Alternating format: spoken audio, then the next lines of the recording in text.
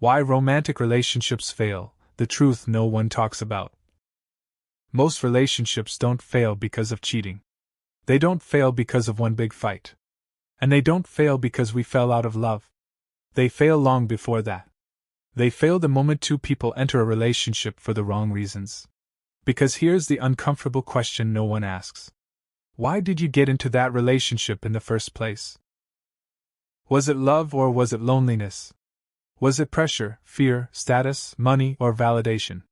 Today, we're not talking about surface-level reasons relationships end. We're talking about why they were unstable from the beginning. Let's go deeper. First, the relationship that started out of pressure. Not all relationships begin with desire. Some begin with pressure, family pressure, cultural pressure, age pressure, or peer pressure. At some point, especially in your late 20s or 30s, the question starts coming. When are you settling down? When are you getting married? Everyone else is in a relationship and suddenly, being single feels like failure. So you don't choose a partner, you choose relief. Relief from questions, relief from judgment, relief from comparison. But when you enter a relationship to escape pressure, you're not choosing a person, you're choosing an outcome. And relationships built on external expectations collapse under internal dissatisfaction. Because deep down, you know you didn't choose them freely, you chose them to avoid being alone. Second, the relationship built on financial or social upgrade. Let's be honest. Sometimes love isn't the motivation. Security is. Some people enter relationships because the other person is financially stable.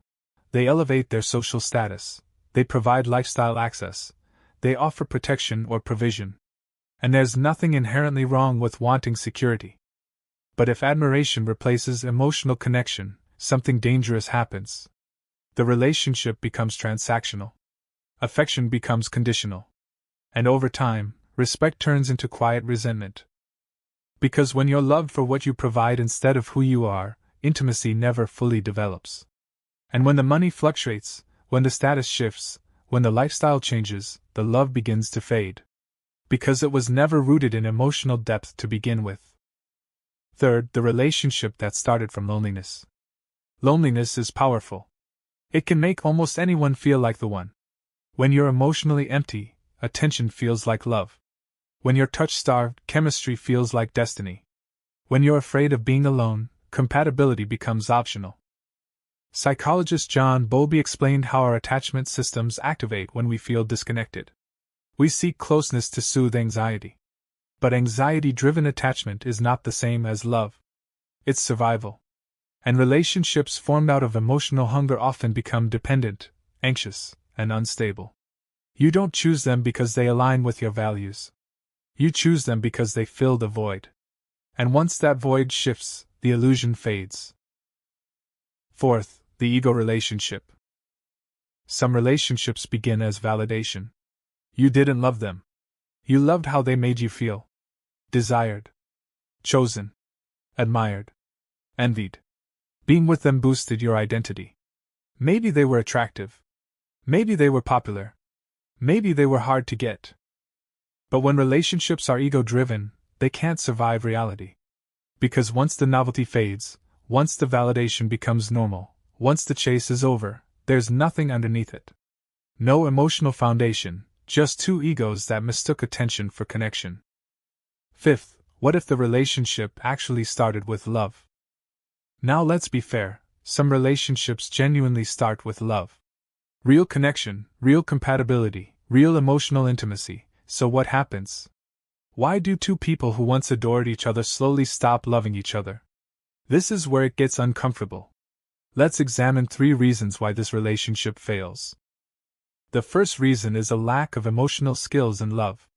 Love is a feeling, relationships are a skill, and many people enter love without emotional training.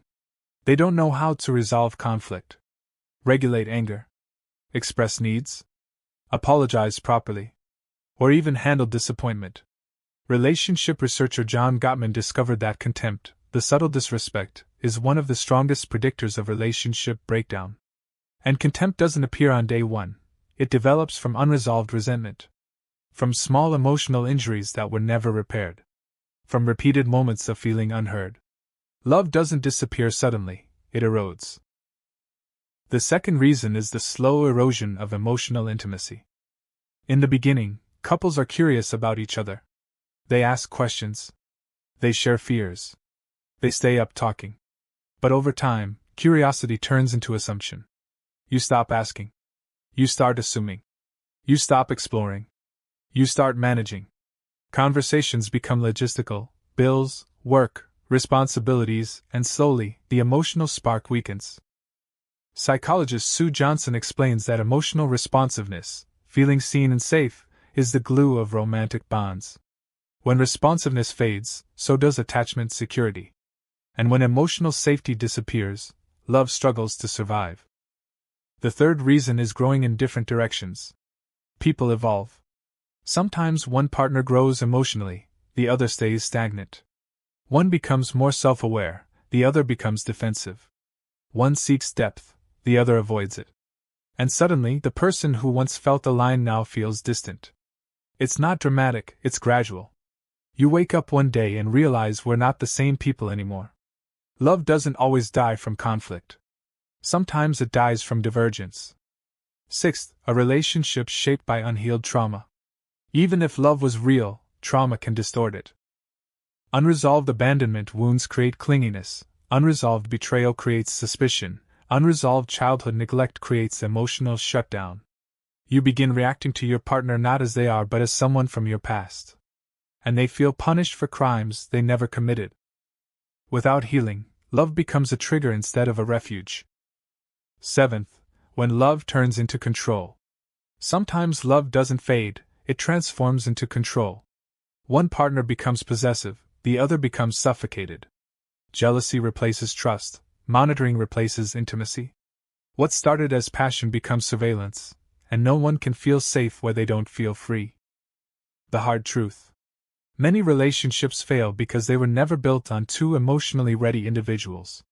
They were built on fear of being alone, fear of missing out, fear of social judgment, desire for security, desire for validation.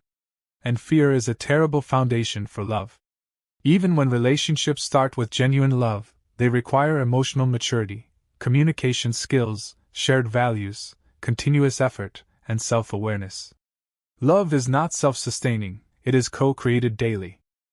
So before asking why relationships fail, ask why did it begin? Was it love, was it loneliness, was it pressure, was it ego, or was it security? And if it was love, were both people emotionally equipped to maintain it? Because relationships don't fail randomly, they reveal who we are, what we fear, what we lack, and what we must heal. If this resonated with you, don't just watch, reflect. And in the comments, answer honestly, why did your last relationship begin? Until next time, choose consciously, love intentionally, and never confuse attention with connection.